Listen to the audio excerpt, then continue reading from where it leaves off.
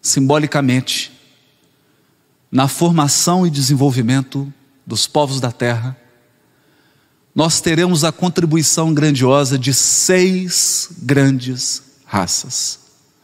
2 que aqui viviam e 4 que vieram degredadas. Por que o degredo? Por quais razões a sabedoria celeste permite que corações sejam apartados, que entes queridos se separem, que afetos sejam distanciados e que seres que alcançaram um nível surpreendente de evolução espiritual, intelectual, artística, sejam degradados num orbe distante, que ainda engatinhava na fase primitiva. Eis a chaga, eis a cura. Terra, mundo regenerador, mundo de cura, mundo escola, que ensina, que acrisola, que transforma, que educa e que oferece oportunidade para que todos possam quitar as suas consciências com as leis divinas que regem o nosso destino. Abençoada oportunidade, porque mesmo caindo, Deus nunca nos retira a oportunidade de estender a mão. Mesmo os que caem,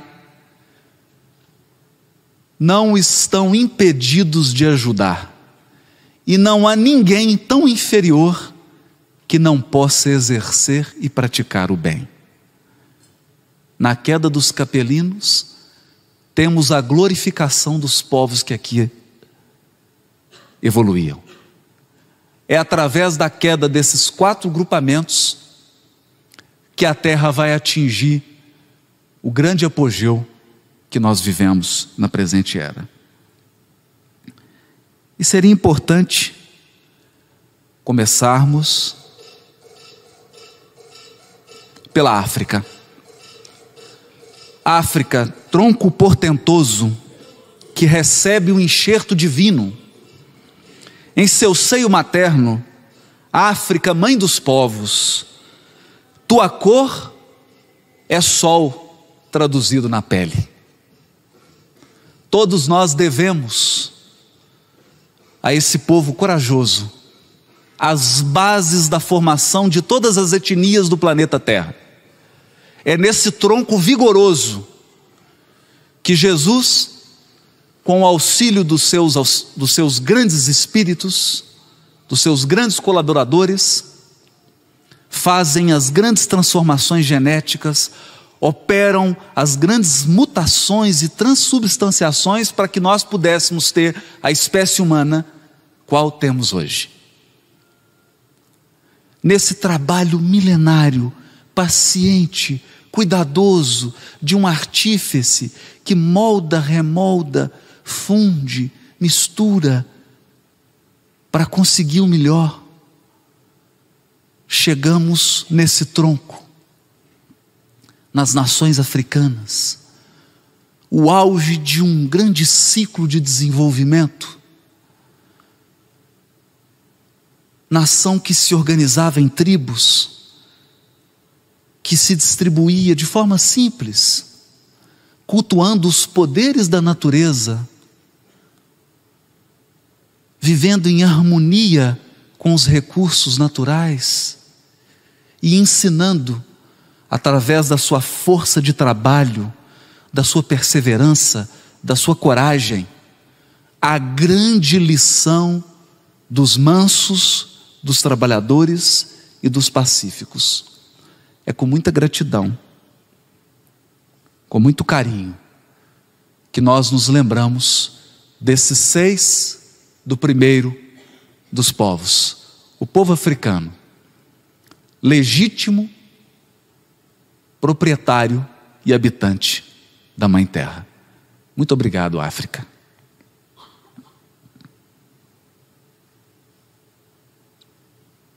Mas é na região da Ásia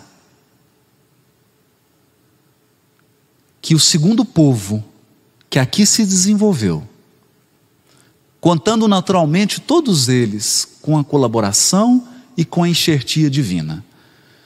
Porque a terra e as nações, as etnias, sempre receberam espíritos que ensinaram, que trouxeram tecnologias, conhecimentos, sentimentos, espiritualidade superior, porque a evolução não se faz de baixo para cima.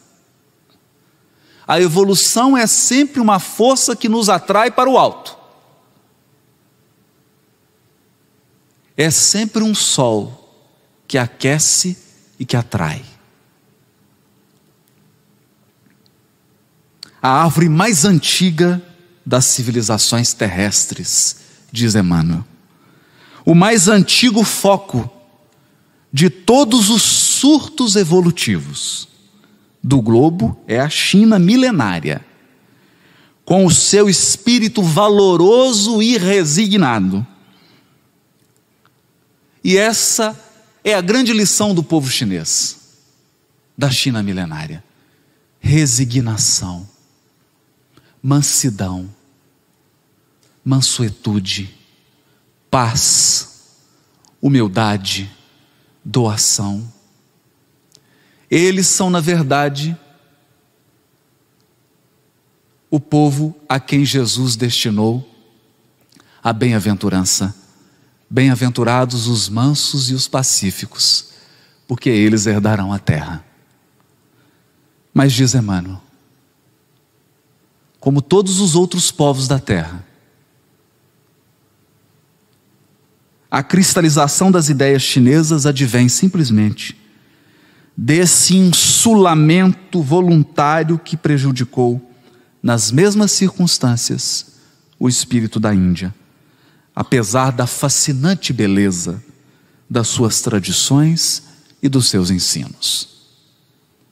A grande chaga chinesa, o insulamento, como a grande chaga africana. A acomodação às suas próprias raízes. É sempre a espiritualidade superior nos conclamando a abrir as portas do coração.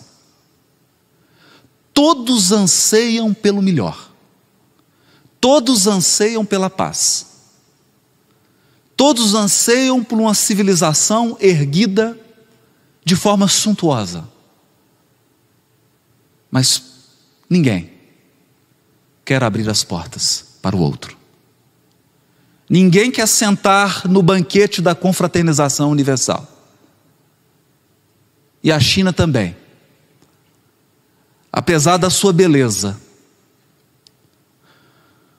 apesar da riqueza da sua tradição, que já nos seus livros sagrados, no I Ching, trata de essências espirituais que só hoje, com a doutrina espírita, nós temos condições de penetrar. Essa civilização portentosa passa também a carregar uma ferida exposta.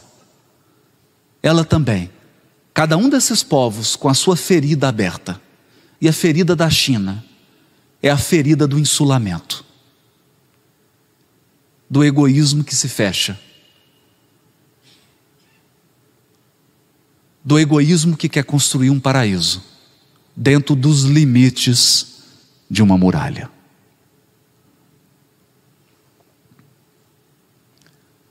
E o terceiro grupamento,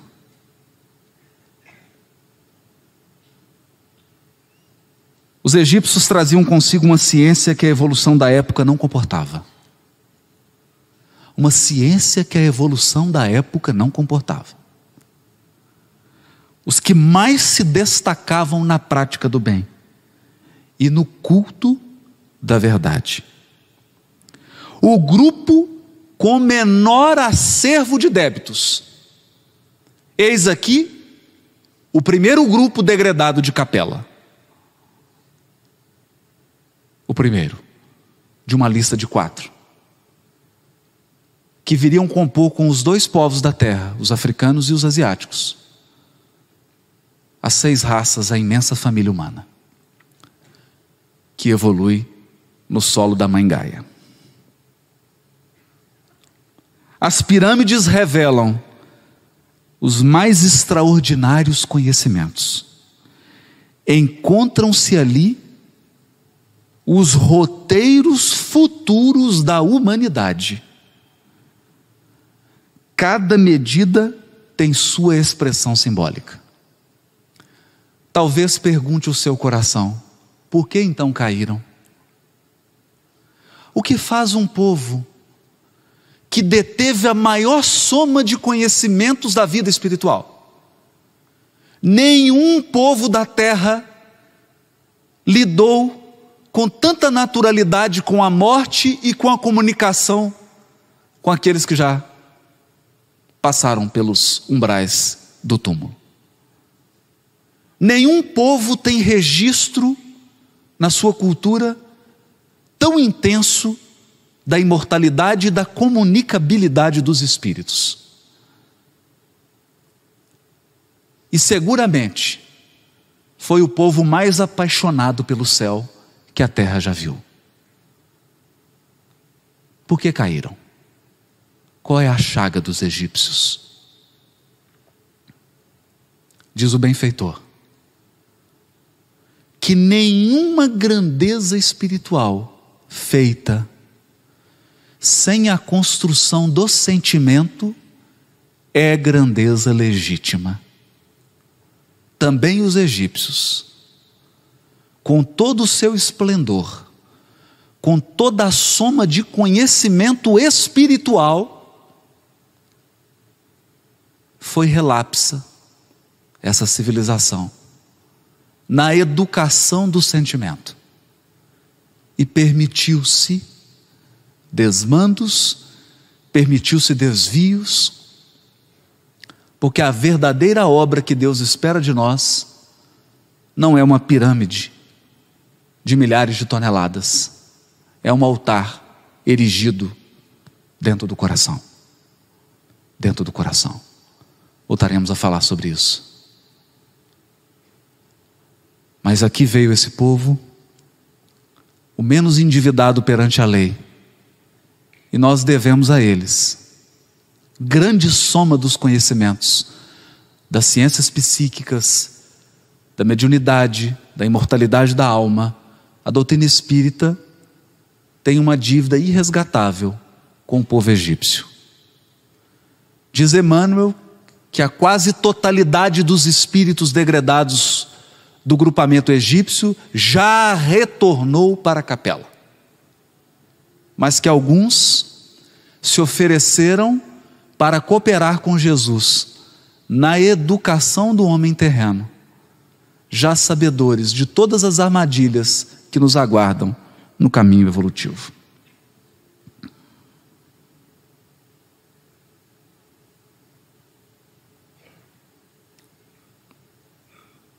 Povo hebreu, talvez a raça mais forte e homogênea vinda de Capela. Fé monoteísta soberana e imorredora, mas vaidosa aristocracia espiritual. Palavras de Emmanuel. O mais crente e o mais necessitado, dada a sua vaidade exclusivista e pretensiosa. A raça mais livre, a mais internacionalista, a mais fraterna entre si. Entre si. Todavia, a mais altiva e exclusivista do mundo. Os livros dos profetas israelitas estão saturados de palavras enigmáticas e simbólicas, constituindo um monumento parcialmente decifrado da ciência secreta dos hebreus. Contudo, e não obstante a sua feição esfingética, é no conjunto um poema de eternas claridades. Seus cânticos de amor e de esperança atravessam as eras com o mesmo sabor indestrutível de crença e de beleza. Esse grupamento vem junto com os egípcios. E se os egípcios deixaram os seus conhecimentos gravados nas pirâmides, os hebreus, por sua vez, nas palavras de Emmanuel, deixaram grafados nas palavras do Velho Testamento as suas pirâmides, não feitas de pedras, pirâmides feitas de palavras, pirâmides feitas de símbolos, desafiando o pensamento, desafiando o raciocínio comum e exigindo de nós extrema sensibilidade a símbolos, a metáforas, a parábolas, para poder penetrar nos segredos do monoteísmo hebreu.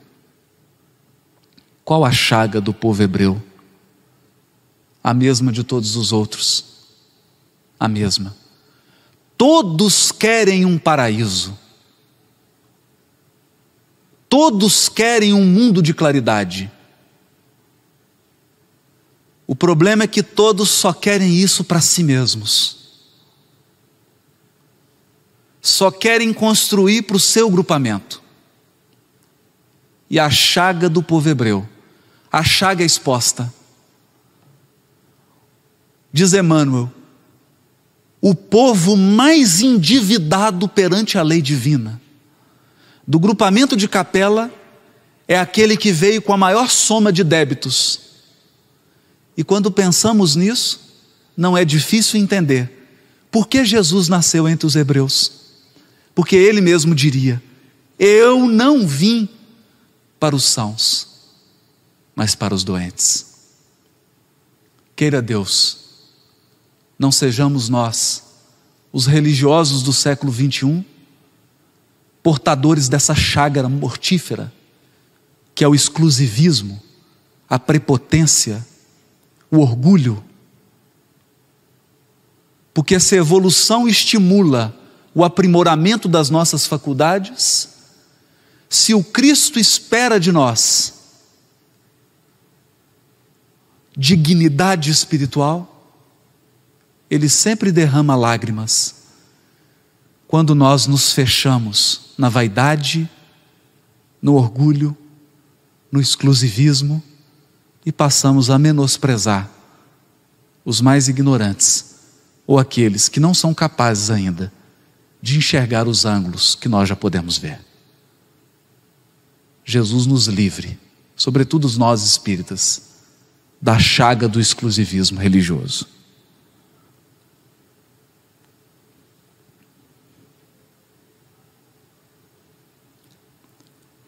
As organizações hindus são de origem anterior à própria civilização egípcia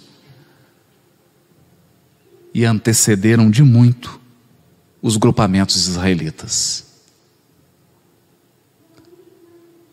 Esse grupamento, que abrigou também os arianos,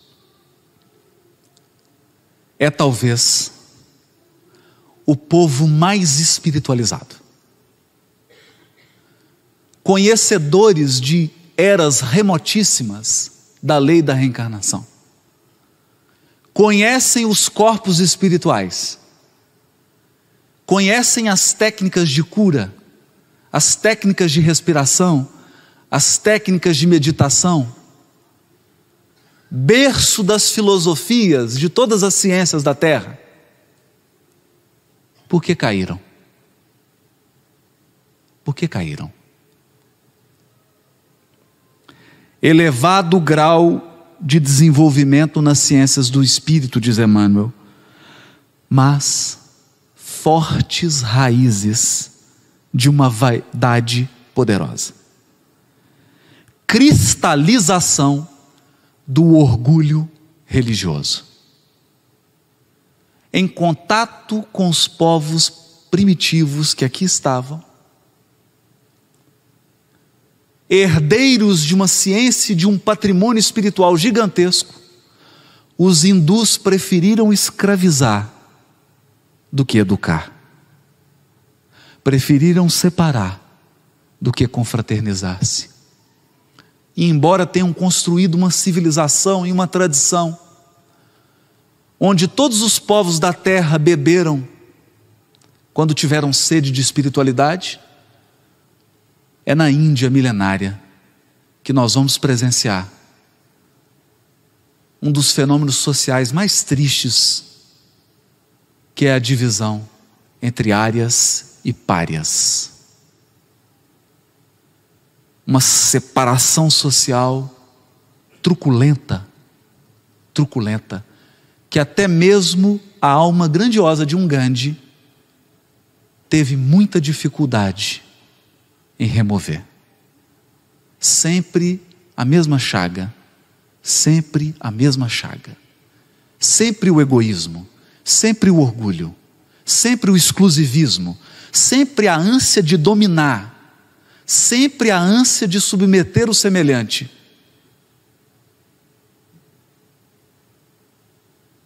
Sempre essa ferida impedindo o trabalho regenerador do Cristo.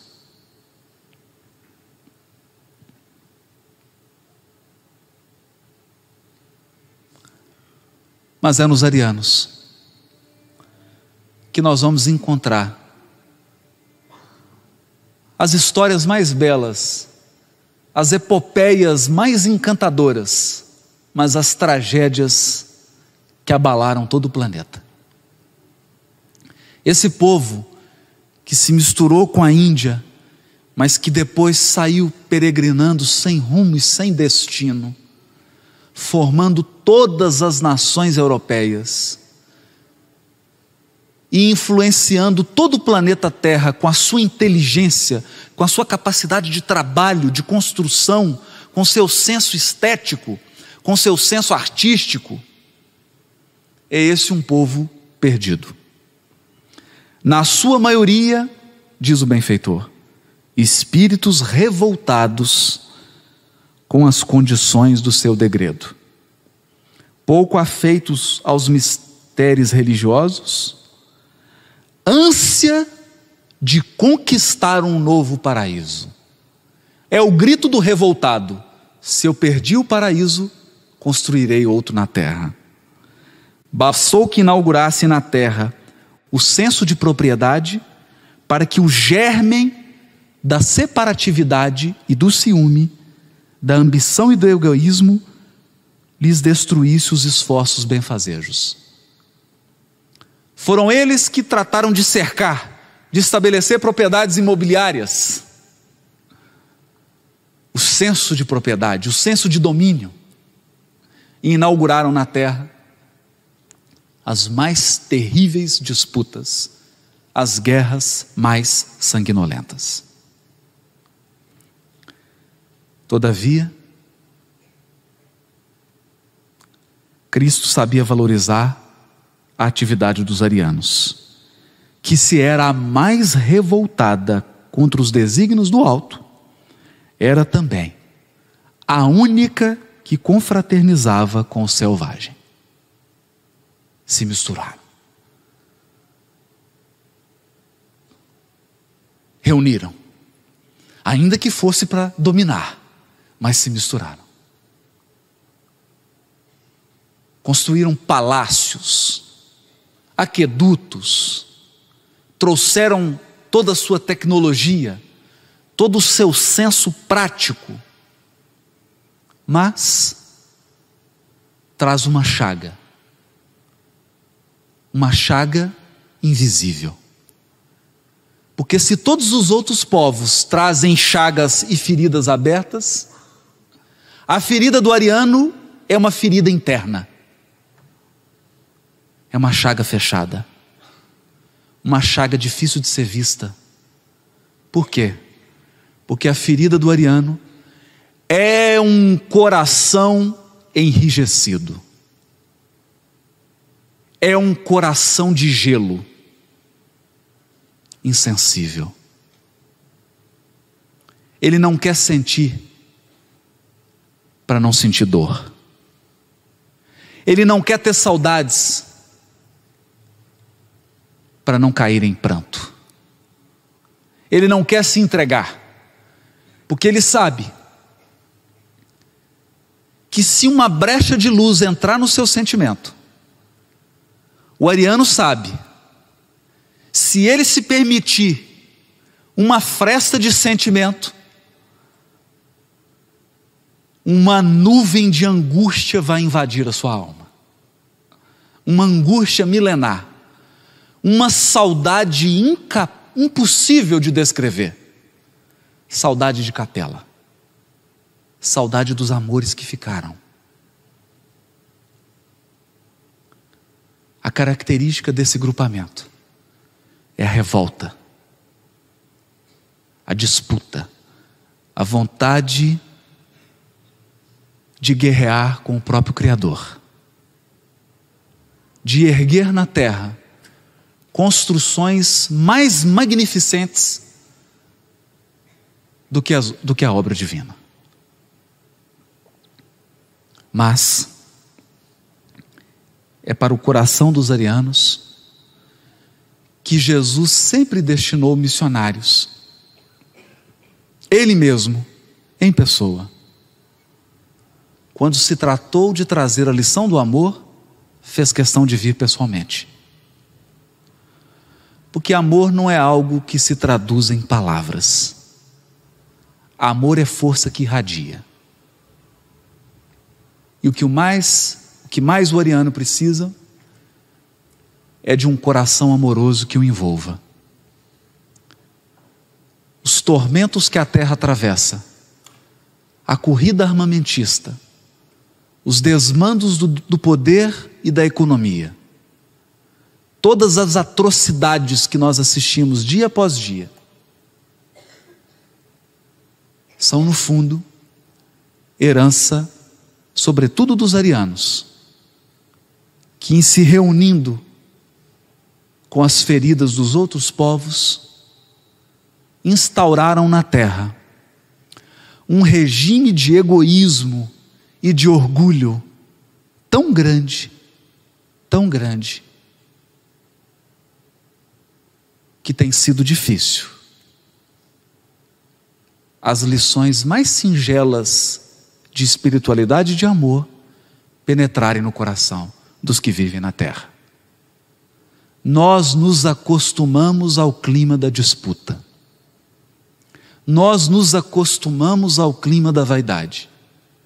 O estado de guerra tornou-se um estado natural. Nós nos tornamos agressivos e dominadores por natureza. Por natureza. Triste tarefa. Triste débito. E a soma desses povos, o entrelaçamento dessas 6 culturas, cada uma com as suas virtudes, cada qual com seus defeitos, conformaram as sociedades, estabeleceram um padrão de vida na terra, que representa um desafio enorme para os prepostos de Jesus.